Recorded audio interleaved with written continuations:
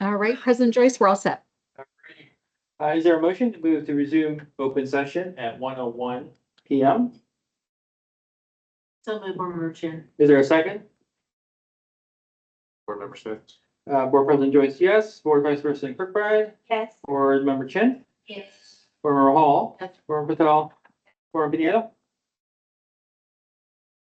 Yes. And Board Member Smith. Yeah. Motion passes. We'll begin with a review and discussion of mailing A with staff member Melvin. Then Executive Director Runyon will present mailings A1A and A1B regarding medications for opioid use disorder. So go ahead.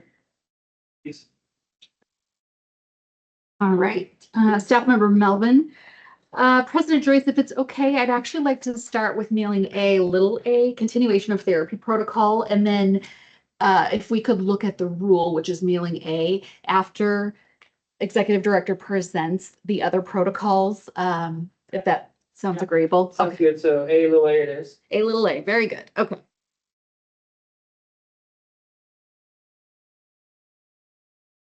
So due to the mandates of 2025 Senate Bill 236, which is in law now, it's ORS 689-698, it is necessary to amend our current version of continuation of therapy protocol, which is version 8, 2024, as it relates to opioid use disorder medications. Just a little context, in May of 2024, the board permanently adopted this protocol as proposed by the Formulary Committee to satisfy the directives of 2024 House Bill 4002. So the new language in ORS 689-698 supersedes the prior law. So it's necessary to simply repeal the opioid language or opioid use disorder language that was in this protocol. So what you're seeing today is the version where I've removed all of the prior. So essentially, we're reverting back to this original protocol before we added the opioid use language to it back in 2024. And so today, I have no highlights on this. Again, I thought it was simpler to just look at it like this. So all I've done is I've removed everything that was related to 2024 House Bill 4002. So I'm just going to turn it back to you, President Joyce, to see if the board has any questions. That's good. So this is the continuation of therapy regarding emergency refills for insulin. Yes, correct. Yeah, I'll go ahead and do a round robin to see if there's any comments on what's before us. Former Kirkbride. Yes, I have a suggestion on page 6.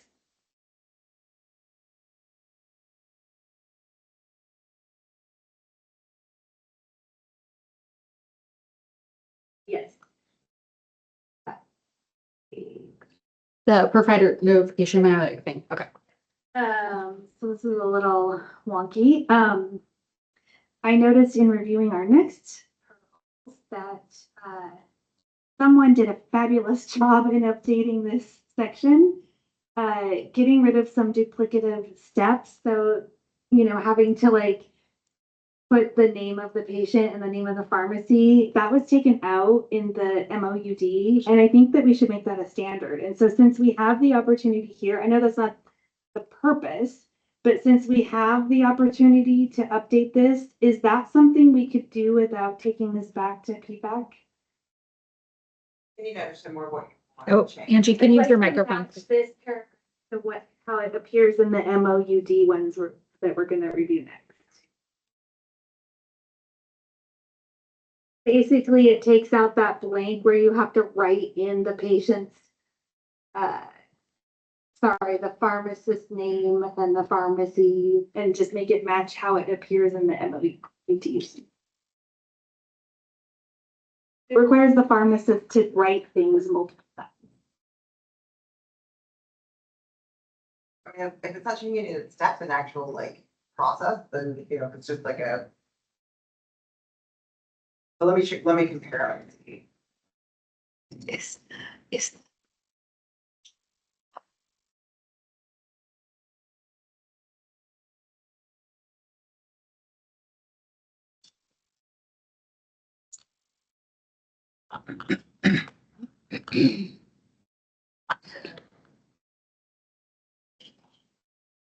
Both of them, it's the same on both of the MOUD one. Staff member Melvin, Council Hunt, this is an optional form.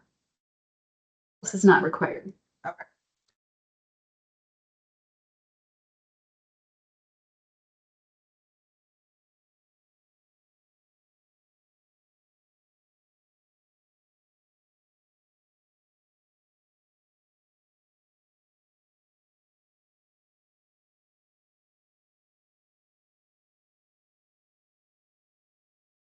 Oh, yeah. Like. This is still on there, I think. That's the name. Says that there. Right, but under that, how, I can't make him open. this writing, I know. This writing on continuation of therapy had them repeat the name of the pharmacy. So this was more wordy. Okay.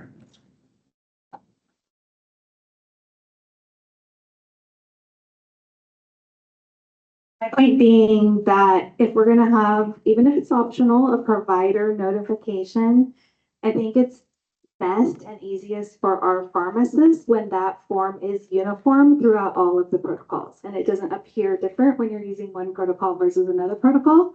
So if we have the opportunity now, if not, I would suggest to the PFAC committee as they go through their annual updates of the protocols to match those up as they go along. But I thought maybe we had the opportunity today to match those up. I think it's a fabulous change as it appears in the MOUD, and maybe we could do that today.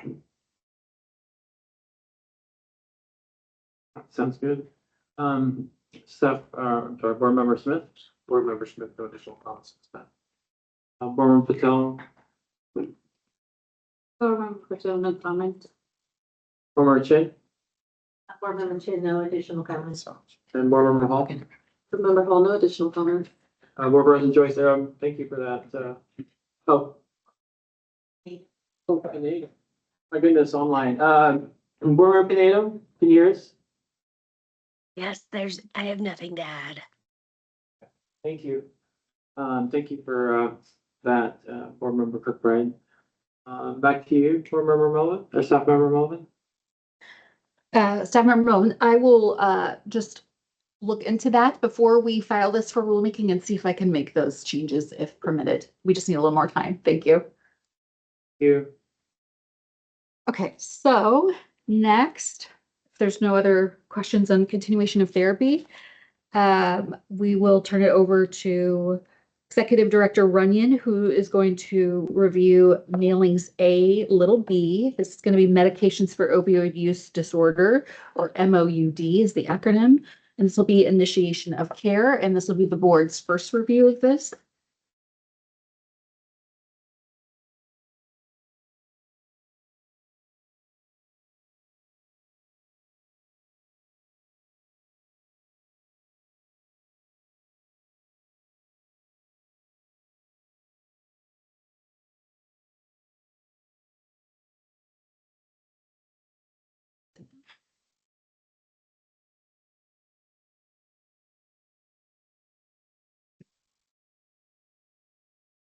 Good afternoon, everybody, in the room and on the call.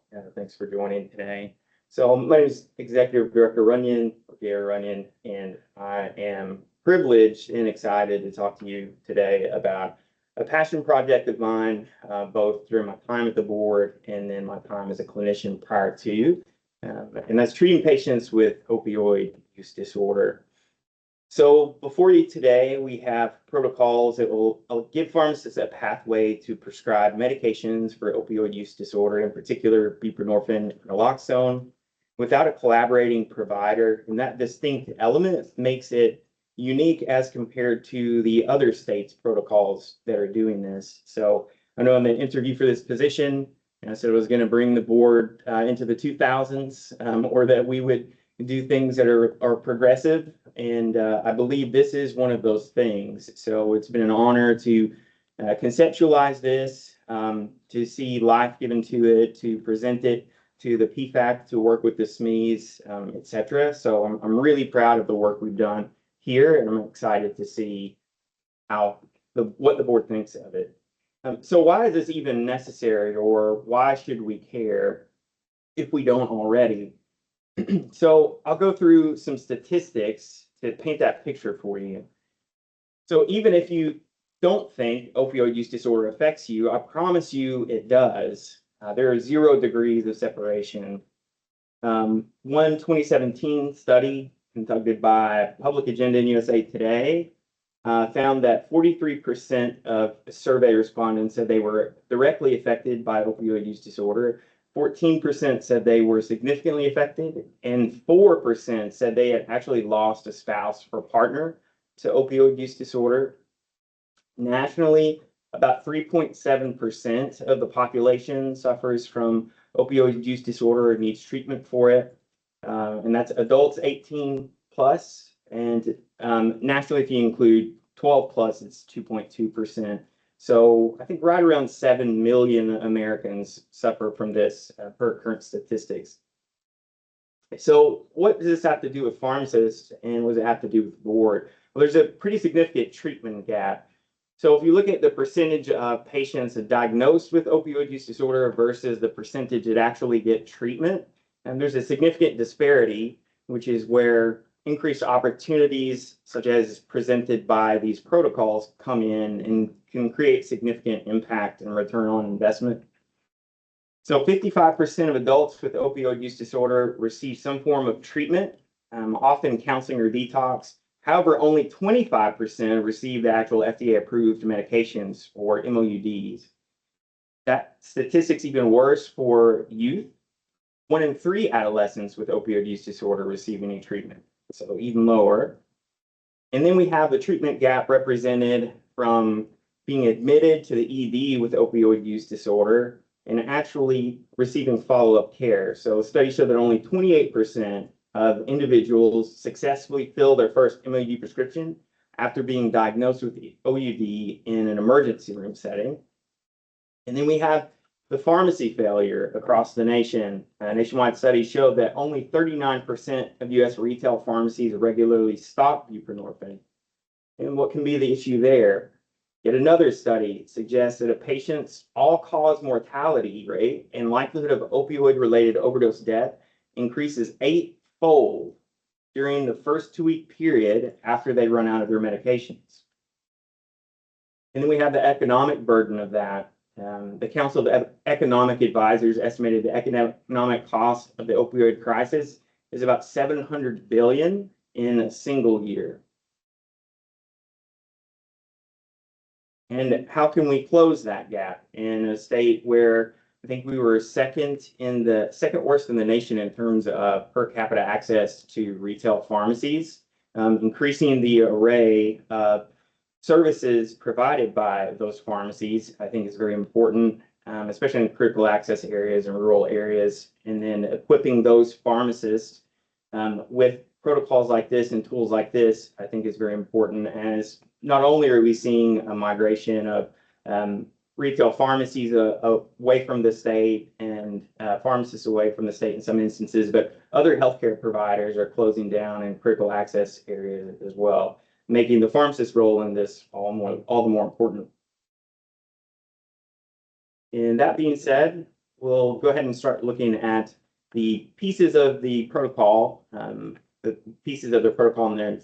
their entirety. First, we have what's going to be the same page between both protocols, and it's just our cover page or background page. So it covers the authority and purpose, or where the authority comes from in statute to create these. We have the required elements there. So in this particular case, only the intake form and assessment and treatment care pathway are required. We have some additional resources listed below that are optional. There are some distinct training and registration requirements here. Prior to using the protocol, the pharmacist must complete a total of 8 hours of ACPE accredited training on opioid use disorder, or OUD, to include the prescribing of MOUDs before newly applying for registration from the DA to prescribe Schedule III controlled MOUDs for the treatment of OUD. And we'll scroll down to the resources there. And of course, that is required in order for them to apply for and hold the DEA registration. And then we have the resources below that. You'll see the optional prescription therapy template and the optional initiation of therapy provider communication or notification template.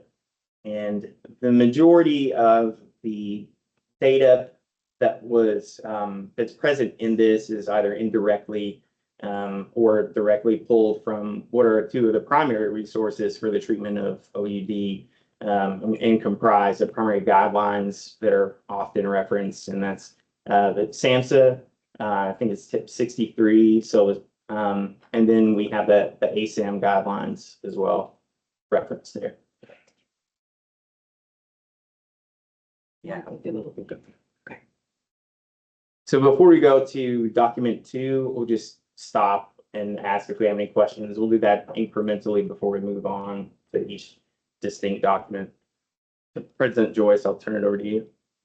Any questions for this section? Seems introductory so far. Okay, Board Patel.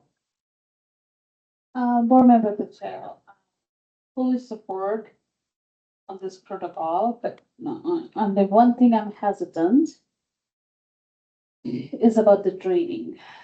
Are this training available? Is the free of cost? Licensee has to pay. And the only reason I'm bringing this up again is in the past also, for example, we have travel vaccine and travel preventative protocol, and then they also required that 8 hour of training, and I was the one who was trying to do it, but I couldn't find the training online or anywhere. So I think we are trying to do the right thing. I'm full supportive. Do we really have to say must, or can we say recommended? And if you want to say must, then I think we should have those training available free of cost to licensee, not to increase their financial burden. Executive Director, and so this is actually required. I think it's a 2023 federal requirement that's part of the MAT Act.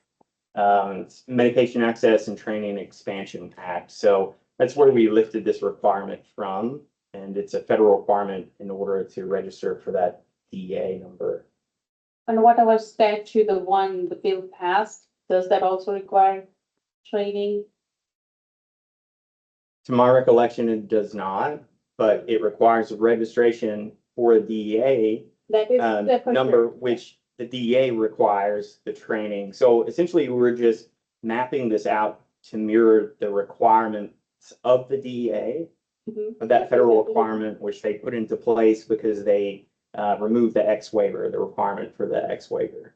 It should, Okay, so by default, even statute say, of course, we have to get the DEA if you want to prescribe controls, special spots, and then the DEA required this training. Okay, perfect, thank you.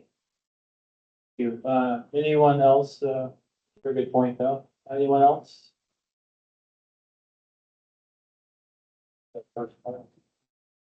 Executive Director, I mean, if I may, before we move on, since it didn't seem like anyone else had questions, I don't mean to jump on there.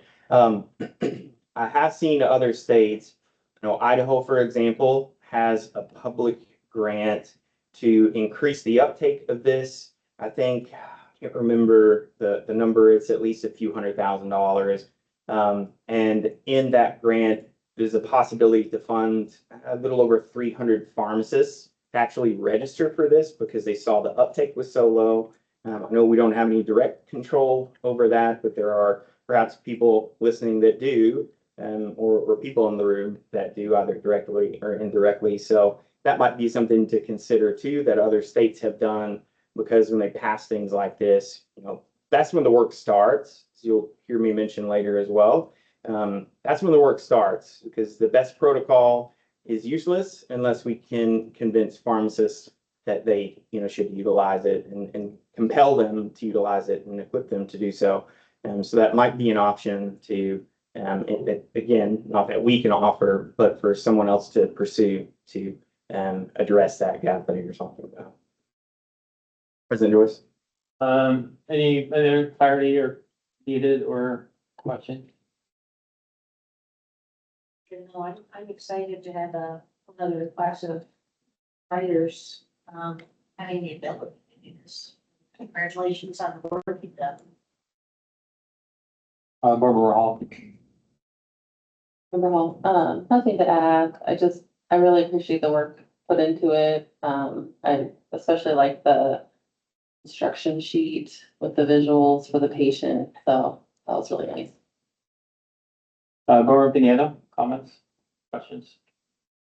Board Member Pinello, no, I echo what Board Member Hall said. Like the presentation and the work put into it is always very much appreciated. And Board President Joyce, yeah, most definitely. And I do appreciate, comparing, to other states as well to see where we're at, where they're at. And then, the resources listed here, I clicked into them and they're very informative. So I appreciate that. For Friday.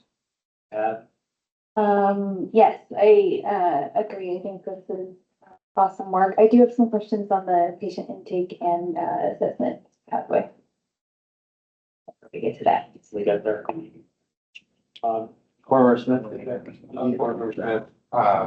Yeah, just a big shout out for the hard work on this, and I'm really excited for, I feel like pharmacists are underutilized, and I think this is a big step, especially in areas of the state that are, health deserts.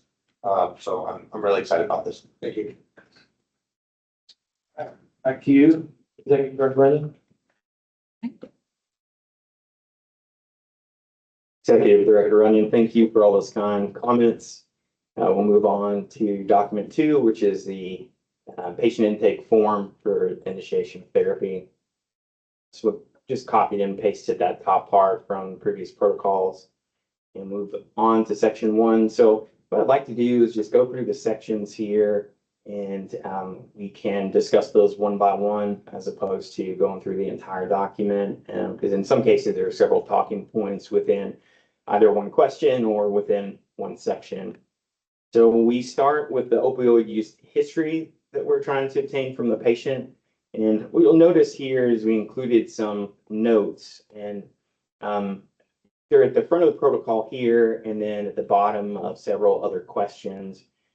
They started out as a tool for me to explain to our AEG why I was including certain questions, and I got some great feedback on them. And then we just turned them into something that we tried to incorporate trauma-informed language into, and to kind of disarm the patient or make them feel a little more comfortable sharing this information. Because as you all know, this is a condition that brings with it, unfortunately, a lot of stigma and bias.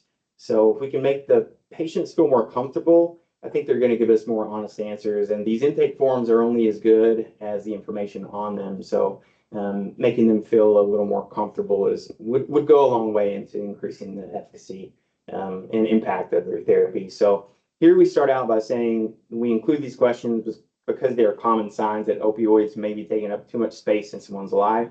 And it's often hard to realize it's happening. Checking yes just helps us confirm that this specific treatment is the right match for what you're experiencing. So again, keeping that at the appropriate reading or comprehension level there is really important, and we try to do that throughout the document. So the first question, we had listed this from the, and reworded this from the DSM-5 criteria, and we opened it up to the SMEs, and basically we took the top 5 or 6 diagnostic criteria and just reworded that in the same theme that I just mentioned. And yeah, so we have taking opioids in larger amounts, being unable to cut down despite trying, having a strong desire or urge to use or cravings, difficulty keeping up with major responsibilities, or continuing to use even when it causes problems in personal life, etc. So it's just a yes or no there, and no symptoms. Then we're trying to assess the opioid use history within the last 7 days, which of course is important when we're talking about the right window within which to start therapy, particularly as it pertains to precipitated withdrawal. So second question just asks if they've taken any opioids in the last 7 days. We give some examples, brand names, generics, very common medications there. Then we ask what they are. And again, you have to know, being honest about reducing use is the best way to keep you safe. So instead of making that pharmacist-centric, we make that patient-centric and turn it around and show them that these questions are for their benefit. This information helps us time your first dose to avoid inattentive sickness that can happen if the medicine started too soon. So layman's terms for precipitated withdrawal there. And question 3, we ask if they've ever had an overdose that involves opioids. The SMEs felt like this was a critical element in getting a comprehensive patient history, and we have a note there as well. And yeah, that's the end of section 1. So I'll stop there, turn it back over to President Joyce. That's President Joyce. I'll hijack this, I guess. Is there any requirement to check the TDMP to check the accuracy of the patient statements? Is that lower down? Okay, I'll pass it on. Board Member Kirkbride, And no comments on this section. Vernon Smith, No comments. Vernon Patel, No comments. and Board Member Chin, No comments. Board Member Hall, Member Hall, no comments. and Board Member Pinheiro. No comments. Thank you. Back to you. Executive Director Onion. So we'll continue to section 2, medical history. And we tried to keep these questions limited to items that would create or represent a bifurcation in the treatment care pathway. And so you might look at this medical history and say it's rather sparse. But again, within the pharmacist scope of practice and relative to the treatment bifurcations in the subsequent pathway, we just wanted to limit that information to what was relevant. Or in other words, what can the pharmacist obtain that they could then create action from? Question 4, have you ever been told you have liver failure, cirrhosis, or have you experienced yellowing of the eyes or skin? And that could indicate the possibility of liver failure, child 2, class 3, I believe. In which case, there could be a contraindication. One of the few contraindications to initiating or continuing buprenorphine naloxone therapy. So you'll see that all throughout the documents, whether it's the initiation or continuation modification pathway. Then we talk about chronic conditions and pain. Are you currently being prescribed opioid medication for a chronic pain condition? And in the treatment care pathway, we address this. If a patient is, for example, getting care for a chronic pain condition from another provider, and that care involves an opioid, the treatment care pathway would prompt them to reach out to the provider to let them know. And then we move on to general symptoms. Are you feeling confused or dizzy, having fever or chills due to an illness you think is unrelated to withdrawal? And we include that as a bifurcation in the treatment care pathway as well. And that's the end of section 2. President Joyce, I'll turn it back to you. Board Member Kirkbride, did you have anything to clarify on this? No questions. Board Member Smith, Questions? Patel, Question, thank you. Board Member Chin, No questions. Board Member Hall, No questions. Board Member Pinheiro. No questions. Back to you. Executive Director Onion, we'll go to section 3, which is just one question. So getting the medication history on top of the medical history and the opioid use disorder history. So we ask if they're currently taking a prescription over-the-counter or herbal medications, and if they are, to please list. And in the note, we explain why we're asking this. And this wouldn't create a bifurcation in the treatment care pathway, but of course is vital for other elements of the dispensing process that the pharmacist would engage in after this is prescribed. And President Joyce, let's turn back to you. Thank you. This is all very clear. I'm gonna. Board Member Smith. Questions? Board Member Patel. Question. Member Chin. Board Member Hall. Questions? Board Member Pinero. No questions. Board President Joyce, no questions, no issues. Board Member Kirkbride. No question. All right. Executive Director Runyon. So we'll move to section 4, health and safety resources. So we ask about overdose reversal. And so we're looking at whether or not the patient is either aware of and or interested in potential for short acting opioid antagonist, or we just mentioned we keep it patient friendly here and ask if they want a medication that might help reverse an opioid related overdose. We ask about test strips for fentanyl and xylazine. So we ask the patient if they want test strips to potentially check for potentially lethal additives in drug supply. Infection prevention or harm reduction. So we ask as to whether or not they're interested in talking about using sterile supplies, safe disposal devices, etc. And then we ask about safe practices at the bottom. If they'd like to discuss never use alone resources or rescue breathing techniques. We move on to question 9. And I'd like to point out here that what we don't want in this question is for every pharmacist that uses this protocol in a different area of the state to have to do a lot of additional work to determine where these resources are available specific to their region.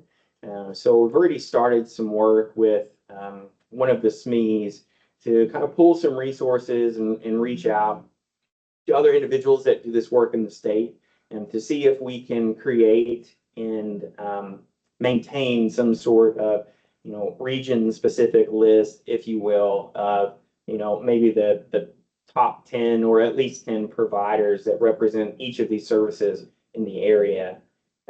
So by the time I think the DA gets around to, and I say that respectfully, the time the DA gets around to reviewing this application, I think we should have a pretty good handle on some viable document like that and how to upkeep it, plan for upkeep within the state. So ask about residential treatment, outpatient counseling, peer support groups, case management, medication management, etc. And that in section 4, President Joyce, I'll turn it back to you. Does anybody have any questions or any clarifications needed? Pinero, you good? I'm fine, thank you. Thank you.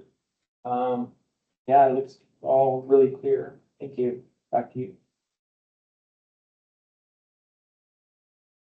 Executive Director Runyon. We'll group sections 5 and 6 together. We have the patient attestation. And in section 6, we talk about the PD&P check that President Joyce you mentioned earlier.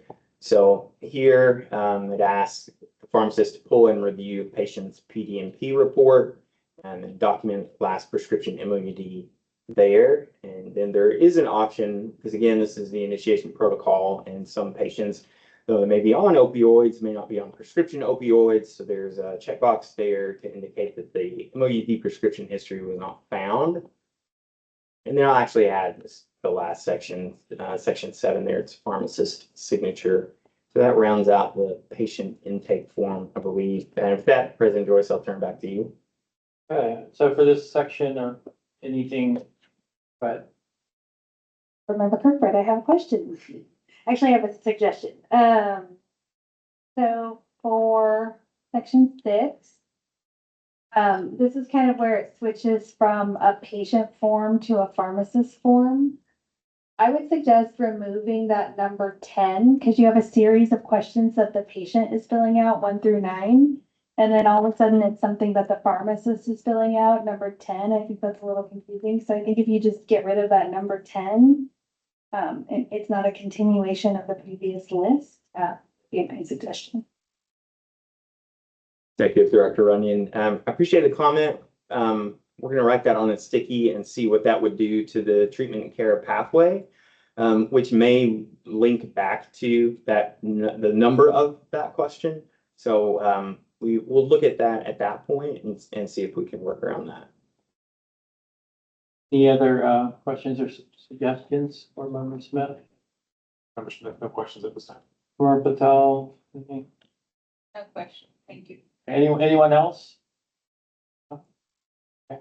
Yeah, thank you for that suggestion. That makes sense. Back to you.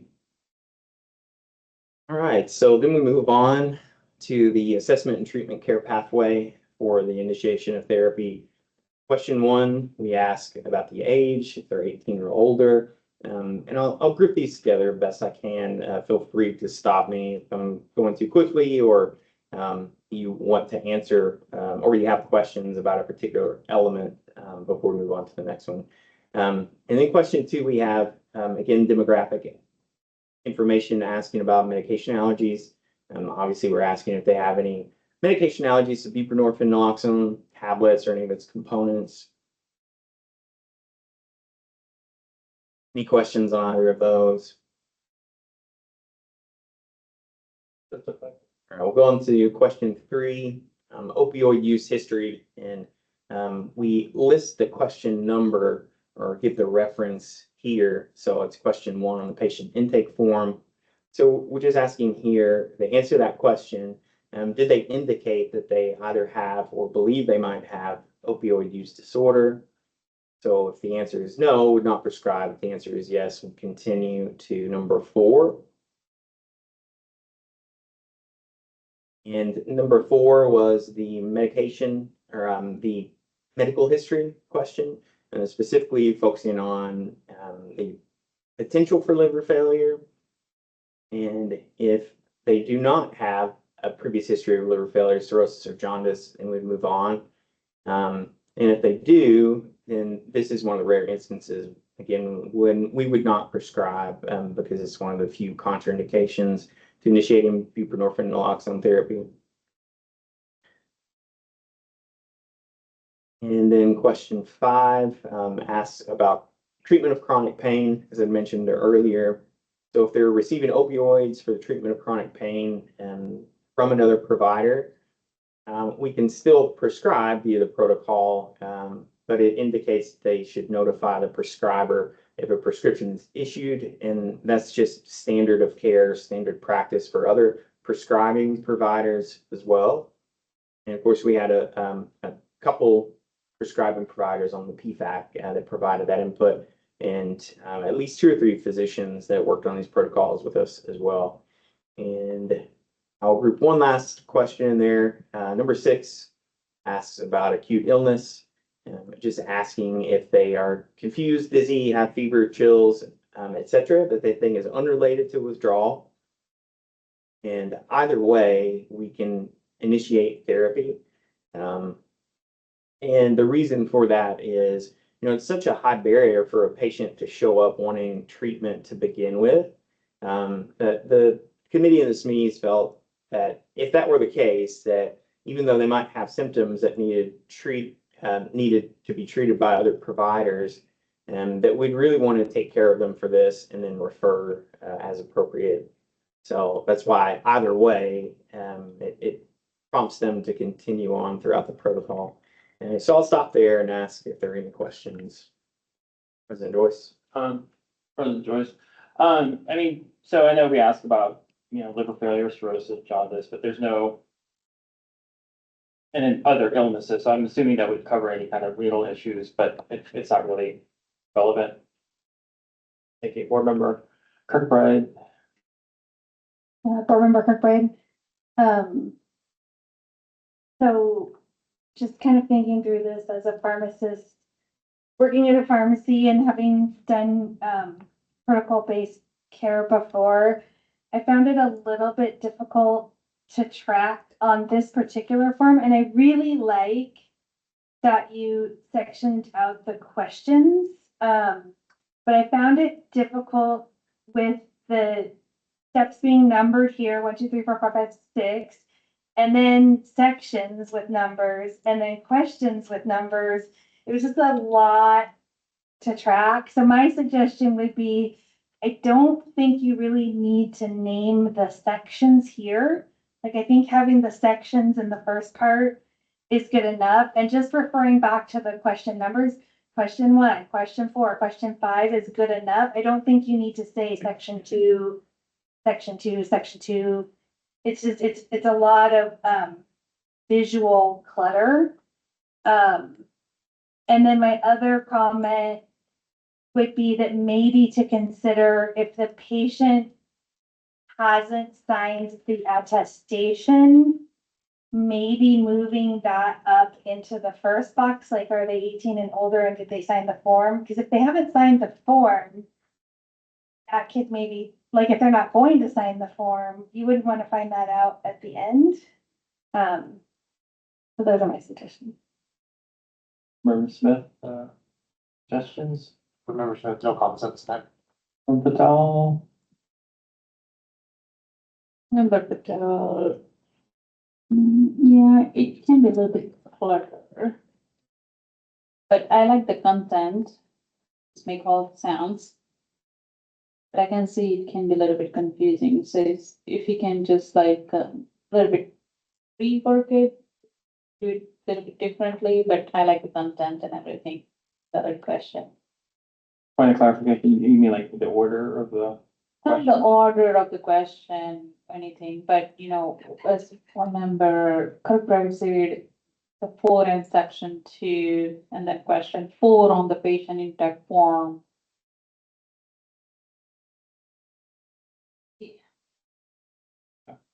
Richard? Wall. Well, nothing else to add, but yeah, I agree. I can see where it's a little wordy with the numbers. But other than that, it looks great. And board member Pinheiro? Board Member Pinedo, nothing to add. Board President Joyce. So how much of the changes and when could we make those changes, or like here and now, or do we send it back to the SNEED, or I mean, are they substantive? They're substantive, or? I don't think, I mean, because it's the same thing, you're saying you did it twice, right? Or you're saying section 1, and it's question 1 on patient intake form, so you just be there deleting. We cannot hear you, please. Microphone. Microphones, yes, struggling here. Make sure. So I think you're just deleting the word section 1, right? So I don't think that's changing anything. It's just, Nothing substantive. yeah. Executive Director Runyon. So, Board Member Kirkbride, I appreciate that comment. We had some of those thoughts as well, and I think before we sent this out, we had worked on an iteration where we actually took the number out on this form. So if you can imagine that, it would just then say patient demographic information. Then we go down to patient demographic information, medication allergies. Number 3 would still say section 1 opioid use history and refer you back to the other one. It would just take out that number 3. So I guess there are multiple ways that we could do this, but I agree with you. It can be a little overwhelming. And taking out the number 10 was a good idea as well. Just the number. Okay, thank you. Back to you.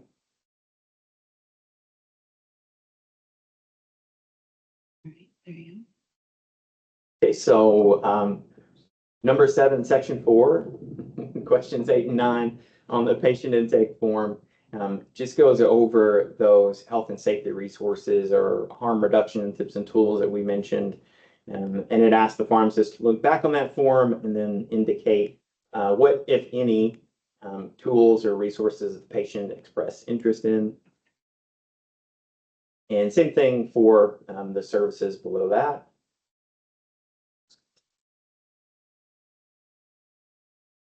And then we have referral back to the patient attestation to determine whether or not they signed it. The PDMP review. And here we simply ask, did pharmacists review patient's PDMP report? If no, do not prescribe. If yes, continue to attend, and the pharmacist's signature there. And I'll go ahead and stop there. And Board Member Kirkbride, we had played around with moving the patient attestation portion as well. I think the reason it ends up here is because the flow that went with, if they were parallel, the flow of this would go with the flow of the patient intake form, give or take. But they're probably gonna have to flip some pages either way, so we're happy to entertain any amendments you feel necessary. And with that, I'll turn it back to you, President Joyce. That makes sense. Yeah, I mean, the attestation is a little funky that it's at the end. You've done all that work and then all of a sudden, oh, well, they never attested in the first place. Does anyone have anything to add at this time? Board Member Kirkbride, of course. I'm an editor. Great. My only other suggestion, so this is a 2-page kind of algorithm, right? So thinking about other things where you kind of have it all on one page, I'm just thinking of ways to sort of tighten this up. So the only other opportunity I see is, for the pharmacist question, did you pharmacist? Maybe combining, did you review the PMP and did you sign? Since you're asking that question of the pharmacist, I don't see that that needs to be 2 separate questions. So maybe that could be combined to kind of tighten it up a little bit. Anyone else? Just chime in. That's all you good? Back to you, Executive Director, Lenny.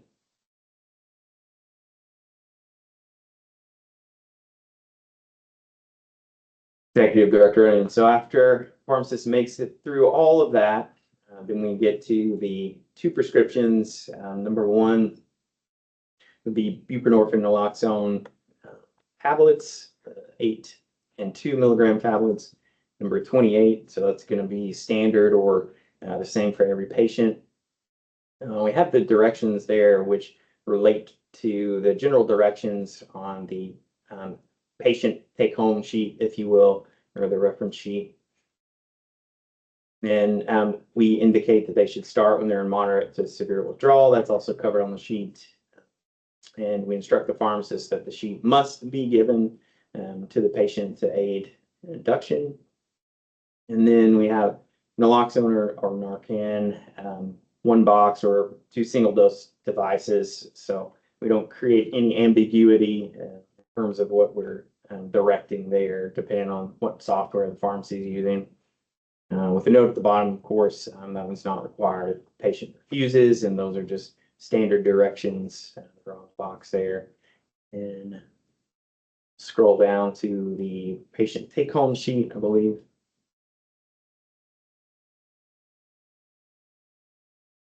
Great, so this did not PDF well.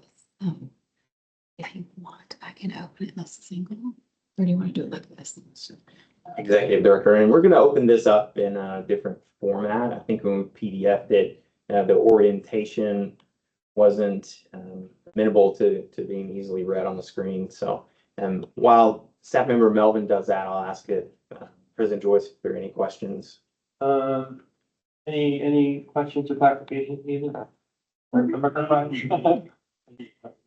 I don't think you need to say proceed to number 11. Number 11 is the at-home regimen. I think you can say just proceed, continue to prescribe, and then here's the regimen. I don't think you need to number it number 11.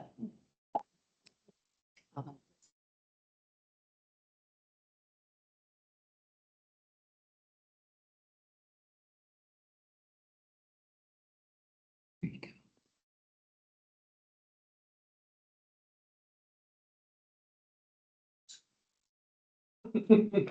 And it's in order.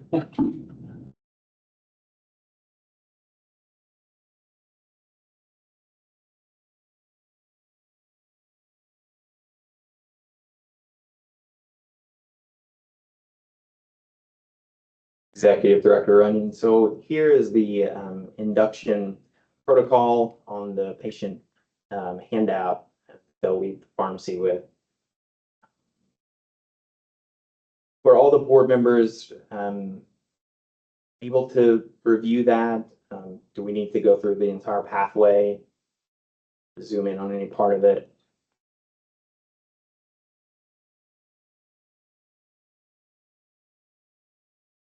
In that case, President Joyce, I'll turn it over to you for questions on this handout.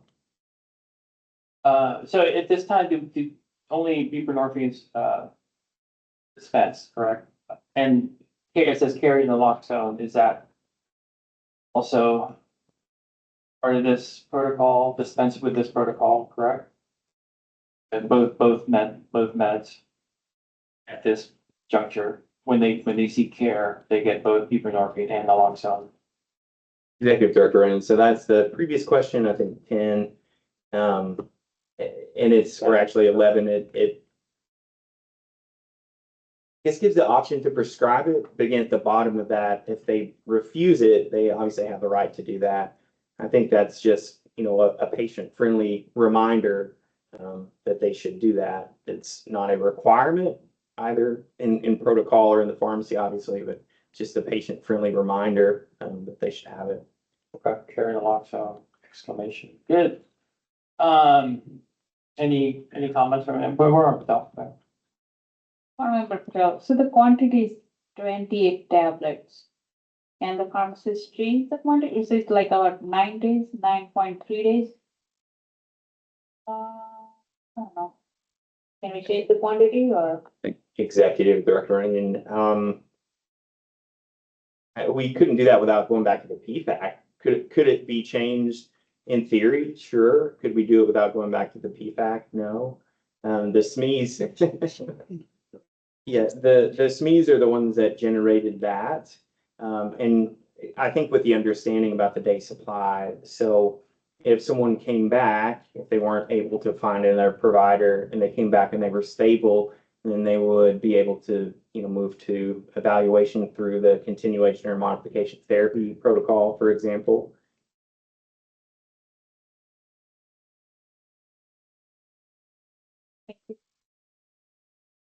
Any other questions or clarifications?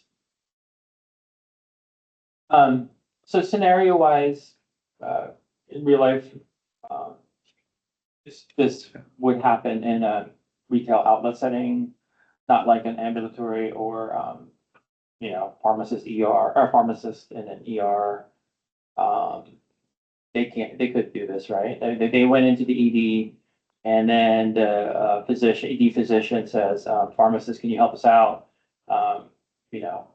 With this with an MOUD. Is that a scenario that's realistic, or what scenario is envisioned with this protocol? Mainly retail? Executive Director, and so I think that's the beauty inherent to this protocol is that although we might see increased uptake or utilization in one particular practice setting, it's universal enough to where I think it could be used regardless of the practice setting.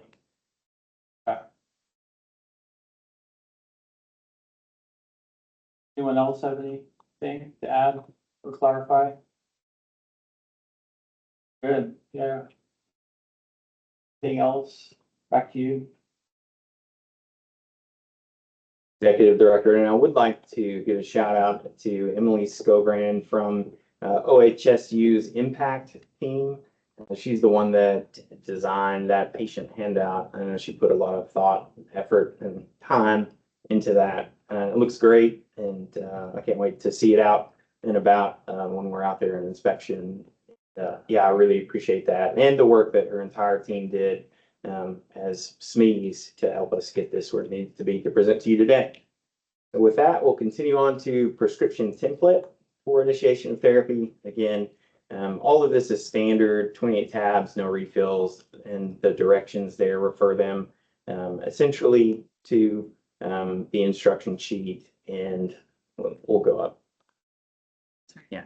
So again, follow instruction sheet, take 2 to 4 tabs under the tongue day 1. So that's the range, and the instruction sheet will tell them within that range what to do based on symptoms, how they're feeling, and then 1 under the tongue 2 to 3 times daily, every day after that.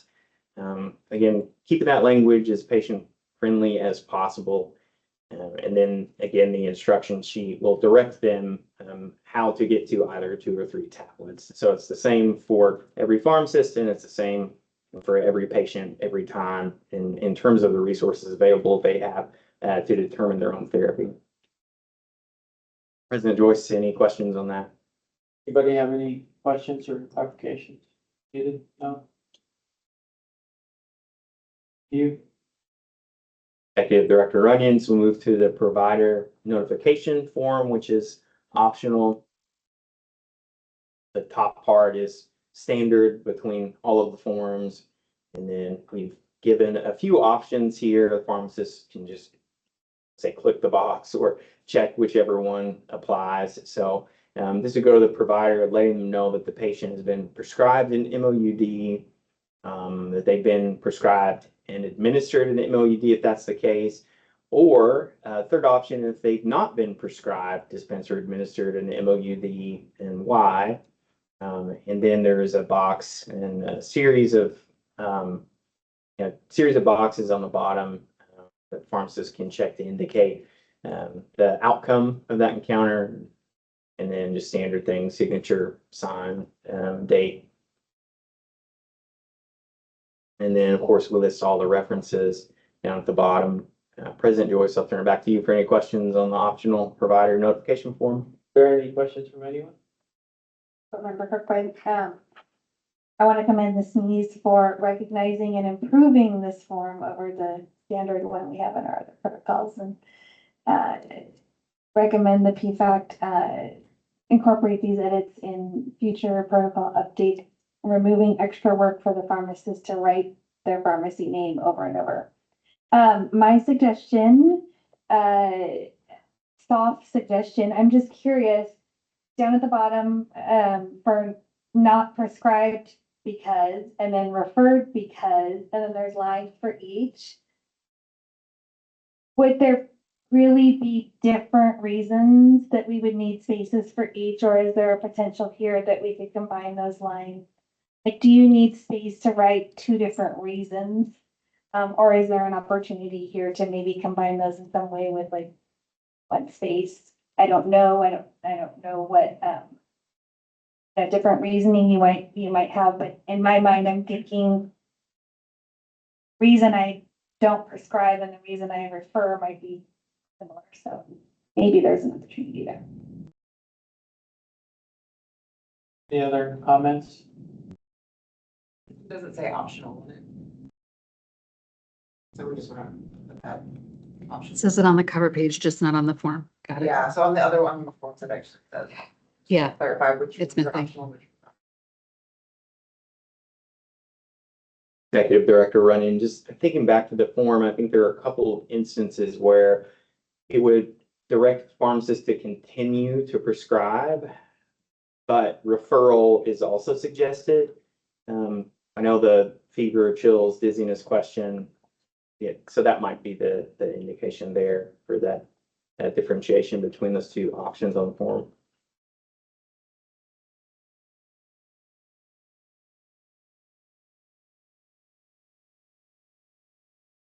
Nothing else to add?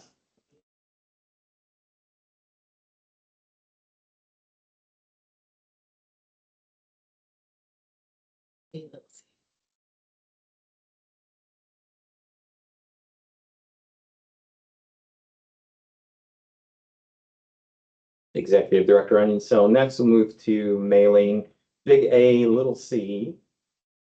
And again, this is just the cover page. It's going to be the same across both protocols. And this is for a continuation or modification of therapy.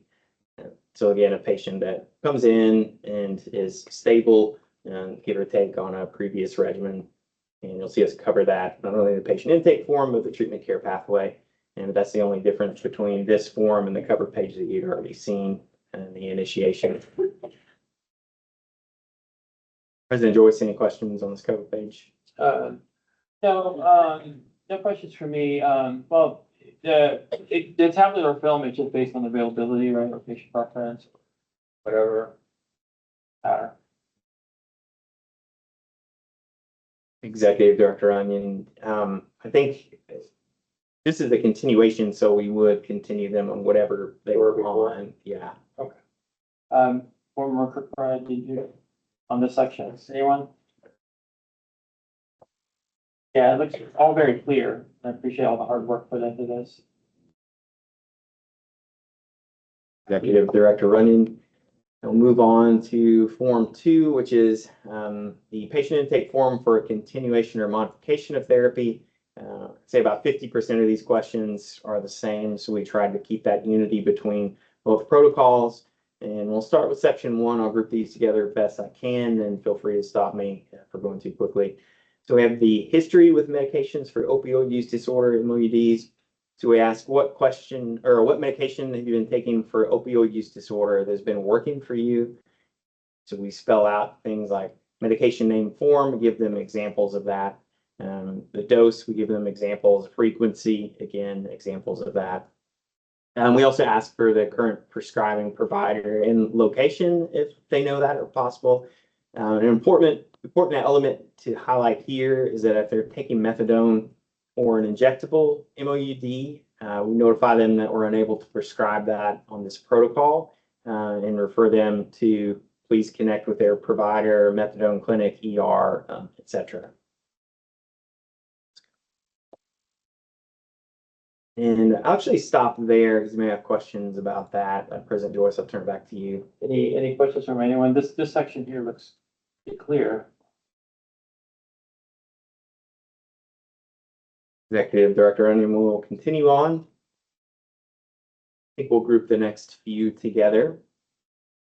So we're asking, have there been any days lately when you couldn't take the medication or ran out? Again, that's going to be related to a question or two on the treatment care pathway related to the likelihood of precipitated withdrawal. So that's important to know, not only if they've been without their medication recently, but how that might relate to other opioids they've taken within that window of time. So we just asked a few, I guess, qualitative and quantitative questions about that. You also see the same question, like, have you taken any other opioids in the last 7 days? That's directly lifted from question 1 as well, same format. Go down to 3. And this question asks, overall, how has the medicine current dosage been working for them? So they have an opportunity there to kind of characterize their experience with it. And we tell them why under the note. It helps us understand their personal experience and whether the current dose is meeting their needs. And we go to number 4, which is the clinical tool, if you will, that we use to identify whether or not someone might actually be experiencing cravings or withdrawal symptoms. So a lot of patients are afraid to mention to their provider that they're still having breakthrough symptoms because of the fear that they might think their provider believes they are not using the medication correctly or diverting the medication. And there's just a lot of fear about that. So patients often underrepresent the craving and withdrawal symptoms they have. So it's an opportunity to make sure their therapy is appropriate, which would increase the likelihood, arguably, of them staying on the medication and preventing relapse, et cetera. So we use the brief substance craving scale, or BSCS here. We ask how often they have cravings, how intense they were, how long they lasted, et cetera. And those will all relate to the treatment care pathway and a bifurcation at the end to indicate what dose modification they would be candidate for. Let's go to number 5. Okay, I'll stop there and ask President Joyce if you have any questions. Yeah, my just comment, like, timeframe wise, like, how long would it take the pharmacist to fill all this out after the patient's portion? I mean, was that measured, like, general, is there like a time frame, 20 minutes, 15 minutes? I mean, it's not like you're making a diet. I mean, you're obviously not making a diet. Sorry, I mean, yeah, you're obviously not, because we're not allowed to do that in pharmacy. But spelling out this, everything out, is there any input on that? That's just a comment. And then secondly, privacy concerns, because, you know, when a patient's on methadone, it doesn't show up in PDMP. And I believe there's some state laws, right, regarding, privacy and opioid addiction. So I just wondering if, you know, record keeping wise, is that even an issue with this protocol, the privacy? Because like I said, like methadone is very, you have to call the clinic directly and to verify anything, as far as method of dosing. And methadone, does not show up when it's for opioid use disorder, because of, I believe, some state privacy laws, regarding keeping that type of information limited. Is that not accurate? Or is that just, Oh, remember, you're right. The only time it's like, if it's from methadone clinic or the okay, PA, patient is, so those are privacy matters, right? Is there a statute that says, opioid use disorder, is limited information? Or more limited than even, yeah, because it's opioid addiction, right? And are there privacy issues that, would kind of like, address, or would this might be in conflict with, or could potentially be in conflict with? That's, Executive Director, and so a few points there. Number one, I don't think so. Number two, we do indicate that these are confidential documents. Would you want to scroll up? So there you see confidential PHI, protected health information. It's actually embedded in the form. I think a lot of pharmacies do well with that already. There's a softer reminder about the confidentiality of that. And then furthermore, since we're not tagging a diagnosis, there would be no diagnosis code. If you're asking that question also from the standpoint of the operating software communicating with the PDMP and communicating with the insurance, for example, we're not putting a diagnosis on that, obviously, so that would remove that element as well, if you're also referring to that. right, yeah, I mean, I understand it's a continuation of therapy. So I just, just looking to see if there's any kind of potential for a conflict as far as privacy. Yeah, thank you. This is Board Member Chen, in answer to your question about how long it takes. It really, it's so personal and provider dependent on the relationship that you establish, how difficult it is to maybe get information from a person and how you develop those relationships. And so it's not gonna be, this is how long it takes. Right. But the more familiar you are with it, and the more you do this with patients, and depending on the type of patients that you're getting and what others psychosocial stuff is going on besides this. Right. How long is that meeting? So Yeah. there's not an answer to that. Yeah, okay, thank you. Executive Director Runyon, yeah, I would say, how long does it take to save a life? Yeah, However long no, you I can just get didn't through want this it to form, be I like think. too much, that's just my point. Okay. I agree. And what you might be happy to know is that, I created these from scratch, from a blank sheet of paper. And I spent many a night, writhing around at 3 a.m., like wondering what to do next and how to conceptualize these and bring them to life in a way that made sense. So the initial protocol that I presented to the SMEs was probably about 3 times the size of this. And I know none of you are surprised by that. I can see, yeah, I can see the blast in the smile. So there, at each juncture where there was a systematic review of this by other individuals, by the PFAC, and we actually had 2 PFAC meetings, because of the breadth of material, it just took that long to get through it. They whittled it down to what you see here, and I really do think this is as minimalistic as we could get, while not sacrificing the comprehensive nature of it or the clinical utility of it, if that makes sense. But yeah, anytime you put me in charge of something, there's going to be more there than needs to be. But they did, bring me in, and that's what you see here. No, it looks great, just, looking for like any repetitive or repetition, like, oh, this was already addressed or whatever, but yeah, I mean, it's very clear and then, it flows nicely. As far, do you have anything to add, board member Kirkbride? Anything? Thank you, back to you, Second Director Runyon. All right, so I'll actually just group the next several sections together because you've already seen this before. So we have the medical history there, asking about the potential for liver failure or liver disease. And we have the medication history question. For section 4 there, we have health and safety resources as well. So again, all of these questions are the exact same from the initiation protocol to this protocol.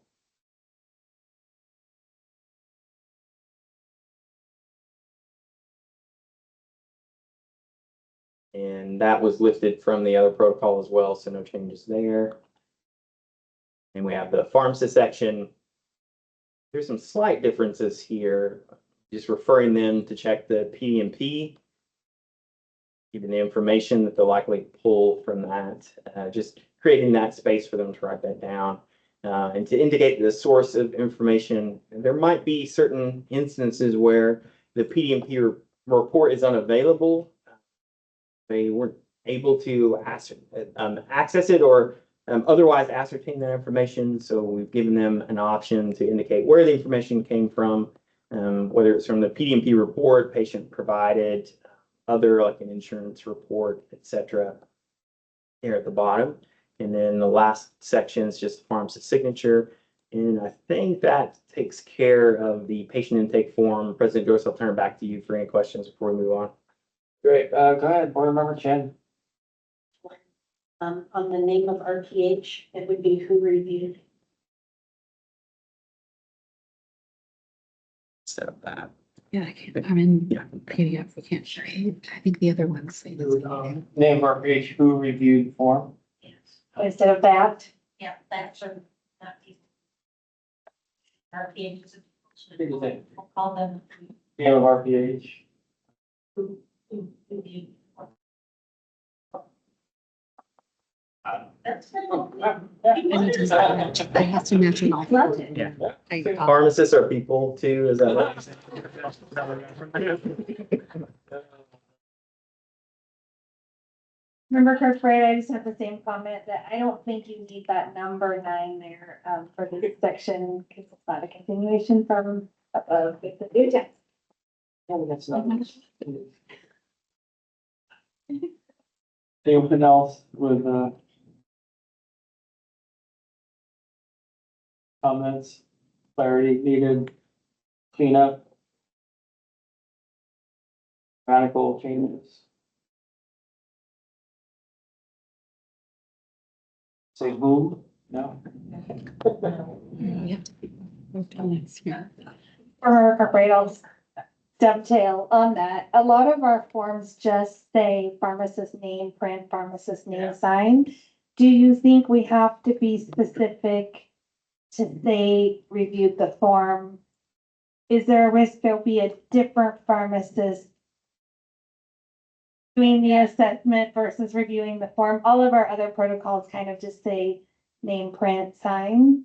So maybe we don't even need to go down the who dat road. I think that make more sense because if the pharmacist who's going to be reviewing, that's the person should prescribe it, right? Like it does not make sense like someone else. It says look like medical doctor, someone write down the chart notes and someone else is prescribing that.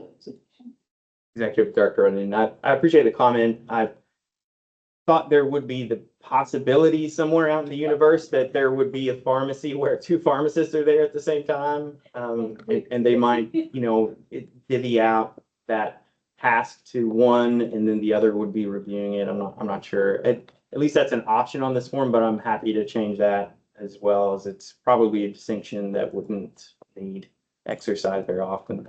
Makes sense, this board member, Patel, I can totally see it, that clinical pharmacist, or you have like, 2 pharmacists, one is reviewing everything, another pharmacist like, yes, I reviewed, I sign it.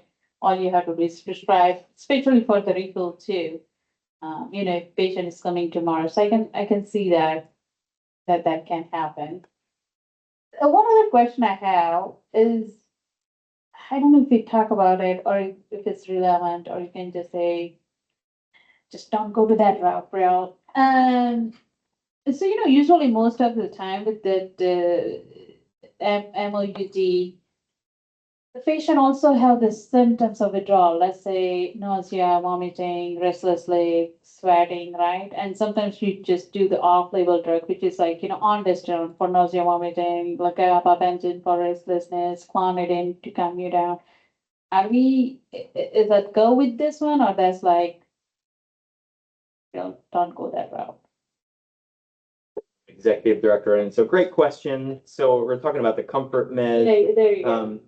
the stuff like bismuth, subsalicylate for stomach upset, loperamide for diarrhea, stuff for high blood. Well, some protocols have medications for high blood pressure, etc. So with those, because the prescribing authority isn't explicitly listed out in what's Senate Bill 236, which is where this came from, wouldn't be authorized to do it necessarily via that route. However, there may be some other possibilities in terms of defining in rule what a medication for opioid use disorder might be. And senior board counsel, please stop me whenever you'd like, if you want to interject. So we might be able to identify or further define what those would be, include those medications as an MOUD in rule, and then prescribe them subsequent to the authority in SB 236. But it would take, we've contemplated that and I've had discussions about that. It would just take a little more legal counsel and a little more time to figure out. But I think there is a potentially viable route to that end. Thank you. Remember Kirkbride, wouldn't we possibly also have the path of post-diagnostic protocol if they have a diagnosis of substance use disorder? PFAC could write a comfort med protocol pursuant to a diagnosis. Essentially. Executive Director Runyon, I'm seeing some heads nodding, the appropriate heads nodding.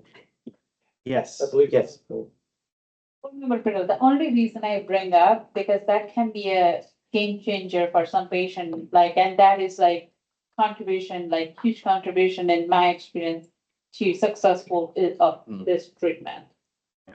Executive Director, and I appreciate that. And again, we talked about that and thought in between the time we presented this part of the protocol to you and the time that the DA approved everything. And we got everything lined up for pharmacists to actually register the DA number and registration and use this, that we would be able to work on that component before it goes live, essentially. I'll turn it back to you, President Joyce. So, is that the final section of AC, or there's a little bit more? Yeah, there's a little bit more. So we have the treatment care pathway, just that parallel to the initiation of therapy. So they all are numbered and where appropriate relate back to certain sections or questions of the patient intake form, which again, per board direction, we'll modify that.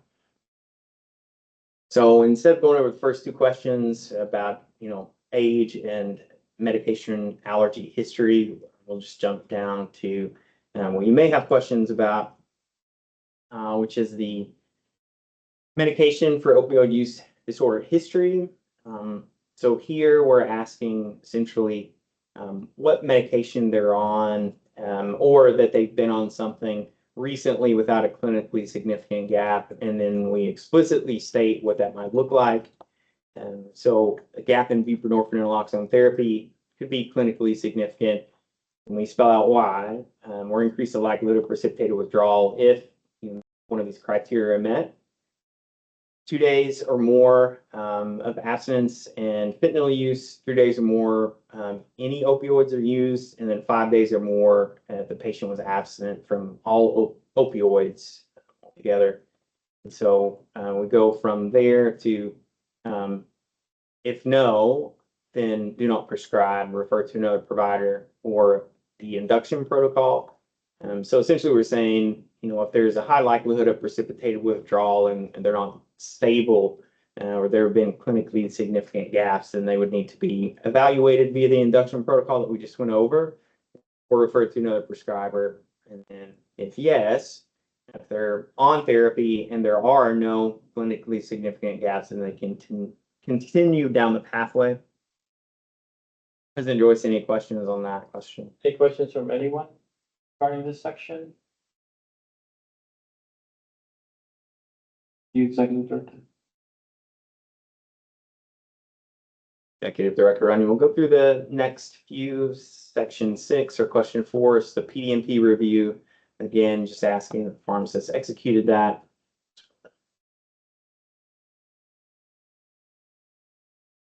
And here we have a question that refers back to question 4, which is really that kind of qualitative question about their experience with their MOUD. So we're asking, and is the BSCS or cravings scale. So here we're using the question and answer in the patient intake form to determine what risk level they have. And then we're going to use that in the nomogram at the very bottom of this to determine what precise dosage increase would be recommended at that point.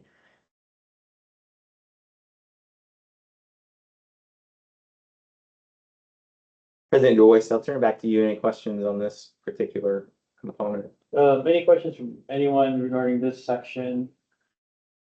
Board Member Hall? Member Hall, I guess I was just wondering, section basically just has dose increase recommendations or maintaining current dose, but and do we taper down, or are they just supposed to go see the provider?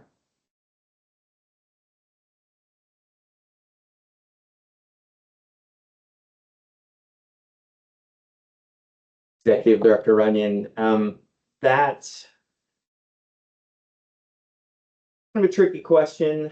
Like mandatory referral is not part of the protocol. And we give options for patients who are interested in seeking care from, seeking longitudinal care from other providers in that holistic continuum. I think we certainly address here. But the dose reduction is not specifically, or the tapering off altogether, is not specifically addressed in this protocol. Remember, Hall, just one more thing. One question I had, so the initiation protocol, if you're using the maximum doses per day, I think I calculated it as a 9-day supply. So is the patient able to come and, get tapered up earlier? I didn't see anything in that pathway that if they come in on day 5. Executive Director Runyon. So I think part of the protocol that might indirectly address that would be the PDMP review. So we can't add anything in protocol that directs the pharmacist to use their judgment, right? And some might consider that a red flag. For example, is that a refill too soon? What have they done with it? That we don't explicitly address in the protocol. That might be addressed in the PDMP review. Are you asking if they were to run out of the medication sooner than the 9 days, or they weren't? That's what I was thinking.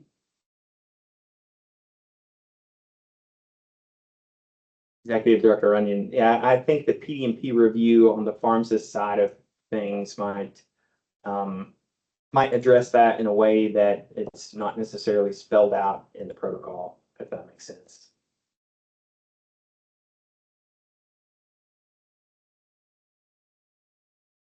And I did ask the SMEs if someone is stabilized or prescribed this medication on the induction protocol, should there be a mandatory referral to another provider, a prescribing provider, that could order lab work or perhaps diagnose or provide other services that are outside the pharmacist scope of practice?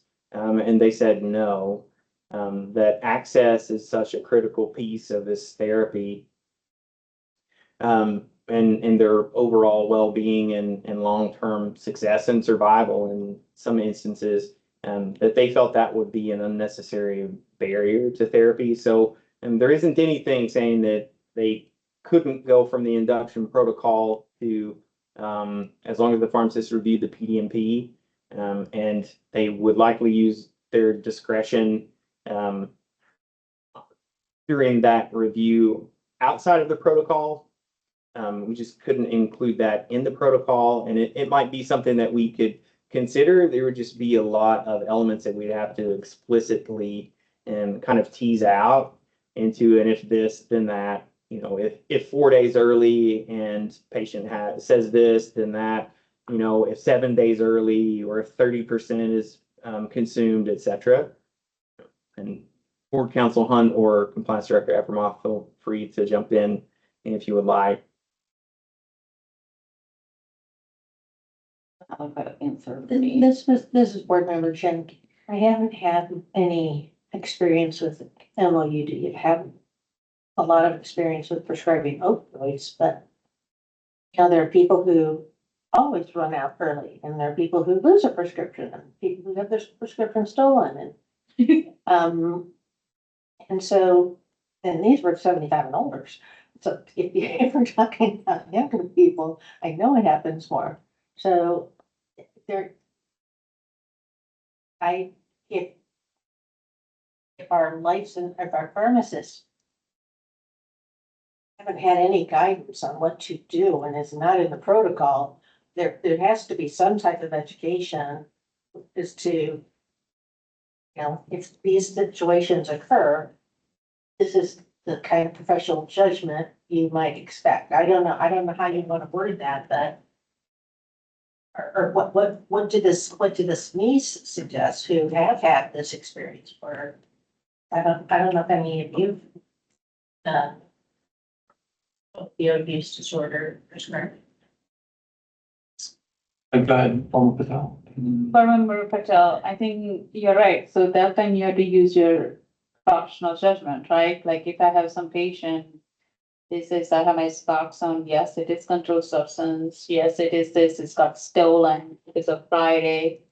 I cannot get hold of doctor. If the patient has refill, I'm going to fill early, document, tell the provider, hey, this has happened. Let's say if it's a Monday or Tuesday, then I'm going to say, hey, you have to contact your provider, contact provider. If you have refill, is that okay if I do early refill? Inform provider that, hey, we done early refill, and most of the time it's fine. Of course, if there is an insurance involved, then you have to contact the insurance company to get override and everything. But to me, is come to the professional judgment, and I think that's what we all go to pharmacy school to use that, just legit. Go ahead. I understand that you have a lot of trained professional judgment, but if you haven't had the experiences, or you haven't had, I don't know what everybody's experience. I had, a whole company and other peers helping me when things weren't perfect in the perfect world. And so I learned some of my professional judgment from my peers and from the protocols that we had for, if this goes wrong, these are the options for you to consider. Yeah, but then you can also, I don't know, we can also utilize that emergency fill protocol, don't we have that you can do emergency for 30 to 60 days, right? Continuation of therapy. Can you utilize that one too, maybe?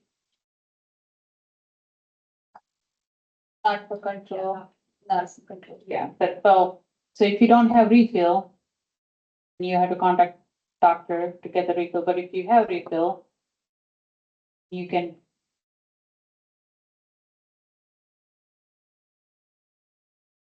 Yeah, if I'm doing this, that's what I'm saying, like if I'm going to do in my pharmacy as a me prescribing, right? Then I'm going to make a decision. If it's stolen, I'm going to document and make sure you don't get stolen every 7 days, that's every flag.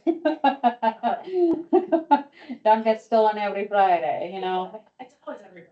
Yeah, it's always every Friday. So to me, like it's a risk versus, so now you're talking about the risk, right? What is the risk if I'm not going to give that Suboxone to the patient? Chances are relapse, going to get the street drugs versus me as a professional judgment of a healthcare professional, like, or I can give Suboxone. What are the chances if you overdose on Suboxone? What is the clinical risk there, right? So me being like, okay, better I give prescribe and make sure, like, just say, don't overdose it and don't get stolen every 7 days, right? That's like making sure. That's what me. Executive Director Runyon. So I appreciate that line of questioning or those questions within that. And what SAMHSA actually recommends, one of the resources we have, is that those things that you're identifying are red flags. So they recommending looking at red flags a little differently than we do traditionally. Instead of constituting reasons that patients can't get them, they actually encourage them to be looked at differently and not looked at as barriers to care, right? There might be an instance where someone that's 5 days early is not appropriate to fill it. And there might be instances where it is okay. But yeah, those red flags are, in terms of how they're interpreted and utilized within the scope of someone's discretion or pharmacist's discretion are going to be different.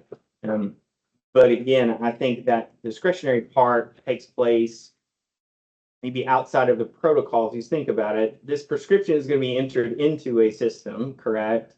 And a pharmacist, may or may not be this pharmacist, will do what they normally do for every other controlled substance that they've ever verified in their entire lives or careers. They will do that then, right? So not only will they do whatever they've continued to, or they'll continue to do whatever they've done, they'll also perhaps get some of that in the mandatory training that's required before they would even get to the point to prescribe this. And, in that mandatory trainings, I think it's the 8 hours that's required in order to get the DEA registration to begin with.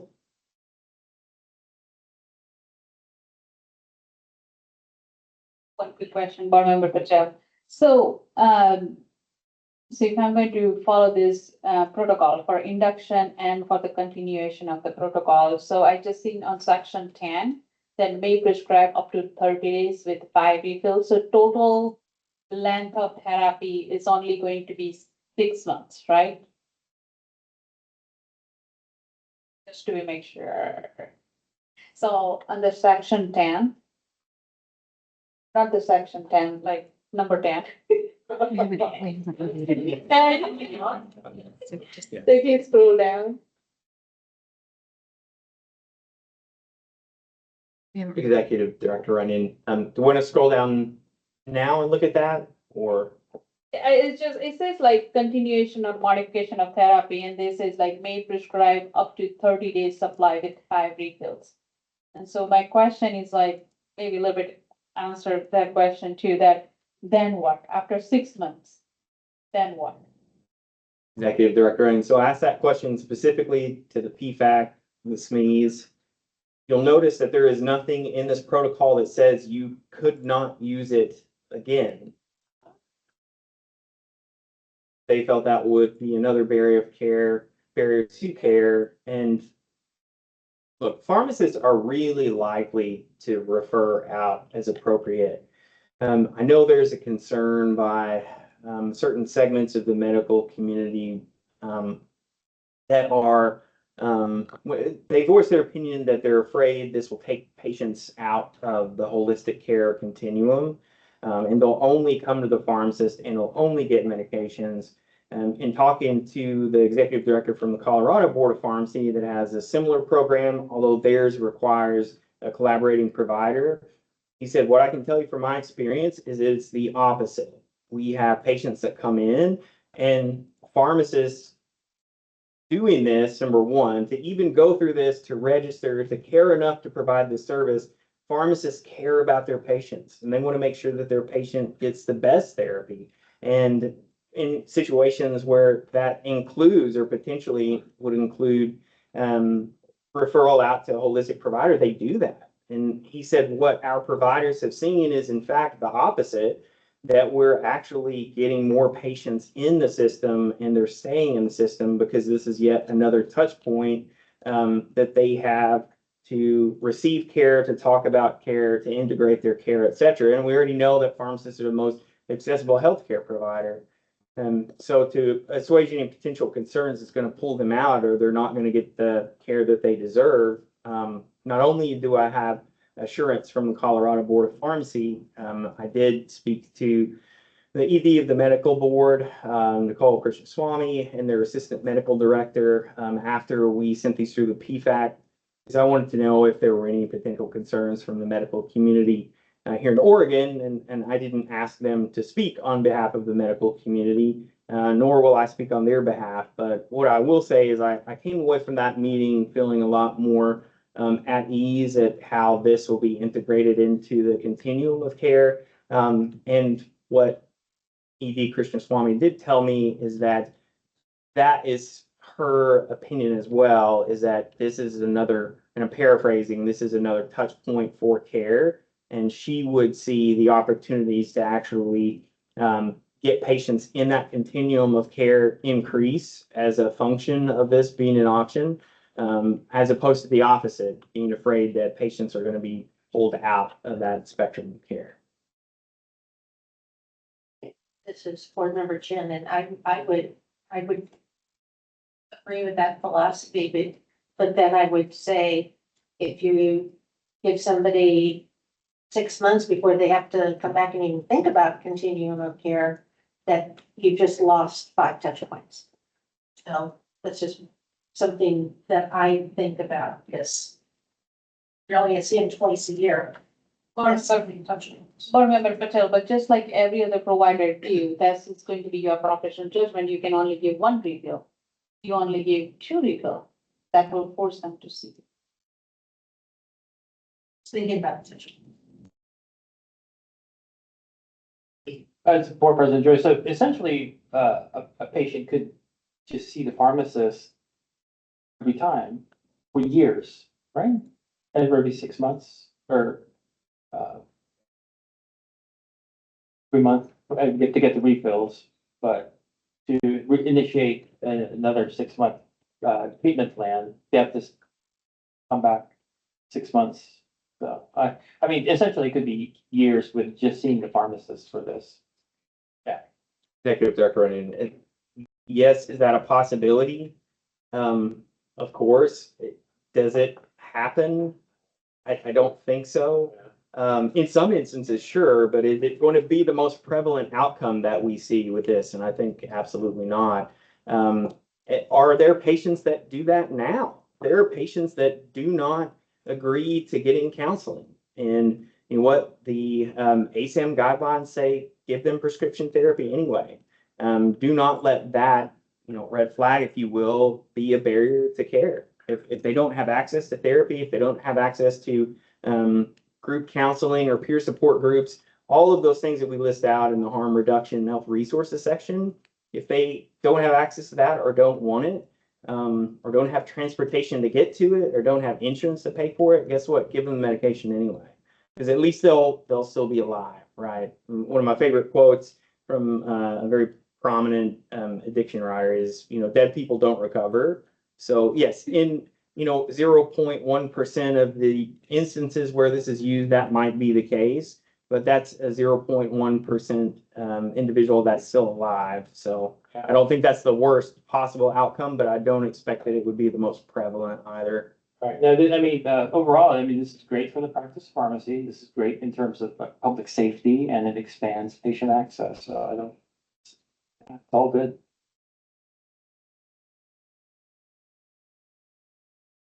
I think this is where you left off. And I think we left off with question 6, asking if since they're on continuation of therapy or we're on continuation of therapy, we're just asking, since they've last seen their MOUD prescriber, if you will, if they've been informed that their liver function has changed. Go on to question 7. This is the same as the intake and treatment care pathway on the initiation protocol. No changes to that. No changes to the patient attestation or pharmacist signature in this one anyway. Again, we can work on making those amendments as directed. And then we get down to question 10, revisit that. So this is the bifurcation depending on their answers on the intake form, that we would either continue what they already have, indicating that the pharmacist shouldn't change the medicine, including route of administration, the SIG or quantity, up to a 30-day supply, or their instructions for modifying therapy, reverting back to the answers on question 5. And then it gives them, based on the rubric, the exact dosage increase that's recommended. And we can't use a range because there can be no discretion here in the protocol. So if someone is on 2 to 12 milligram and their BSCS risk is moderate, then they'll increase by 2. If it's significant, they'll increase by 4. And then we have a rather large range here, which we partially spelled out to make sure that there's no ambiguity in terms of what the dosage increase should be. So between 12 and 32 milligrams, if it's a moderate risk, it would be increased by 4, again, not to exceed 32 per day. And since we're increasing by 4, there were a couple of instances where you wouldn't necessarily want to increase above that via this protocol anyway. So if they were taking 30, for example, obviously we could only increase by 2. If they're taking 28, then that would be fine. And I've never met someone that was taking 29 because these are 8 and 2 milligram tablets. It just wouldn't be feasible to get to that dose. So that's why we didn't include that. And then we move on to the significant dose increase. So again, further kind of teasing out what those modifications would look like if they were taking 24 to 32 milligrams. So if they're taking 26 to 30, and then we spelled that out, they would increase by 2, 4, or 6 to achieve that dose of 32 milligram per day. And then if it's greater than or equal than 30 to 32, then we wouldn't make any modifications at all. And if there were indications that they were still experiencing withdrawal symptoms or cravings, then they would need to seek care at another provider. There, we've reiterated underneath that maximum daily dose is 32. And then we go to the prescriber notification underneath that. And we've indicated they may use a provider fax template there to communicate continuation or modification of care as appropriate to their provider. President Joyce, that rounds out this protocol. I'll turn it back over to you. Any, go ahead, Board President Kirkbride. Member Kirkbride. I know you're gonna be shocked. I'm not opposed to the number 10 here. Yes. I do think I initially, it wasn't clear to me in this box initially that this was a decision point. So I do think there's a couple of things you could do to make this more clear that this is a decision point. I'm not sure you need the word if in front of these statements. Like it's a choice the pharmacist is making. They are continuing therapy or they are modifying therapy. So maybe considering getting rid of the word if and perhaps adding one of your check boxes. So they're like selecting like what pathway they're choosing might make that more of a, here's where I'm making my choice. Because initially when I read through this, it presented as a lot of text and I kind of passed by it as I went down. So that might help. But I do agree with it being numbered since it is a decision point. And then down at the bottom, you have number 11, prescriber notification. I do like that. And I would also suggest like a checkbox there.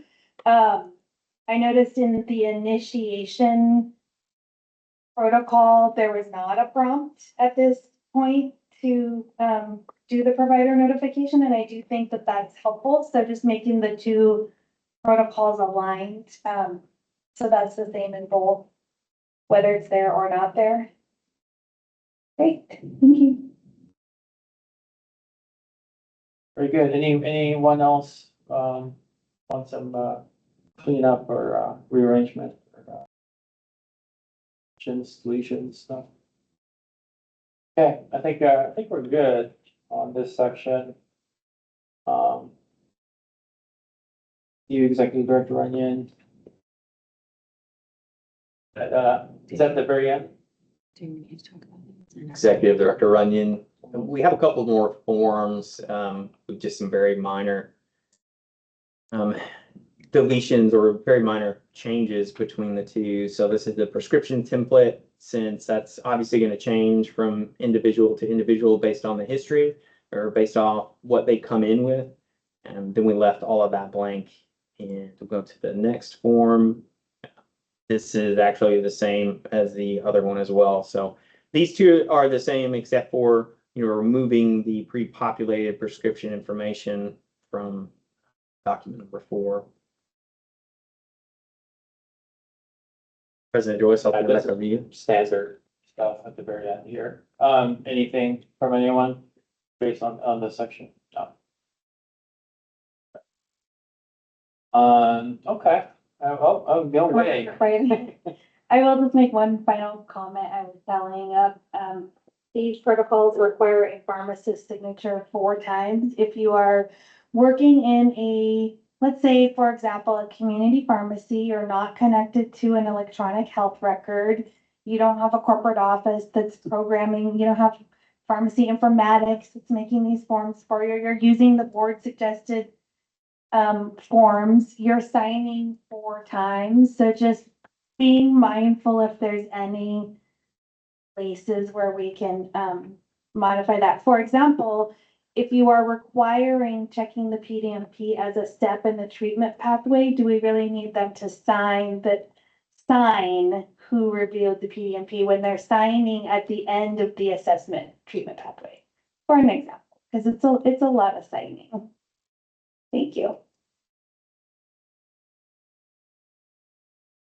Anything else from anyone? I suggest we just take a break.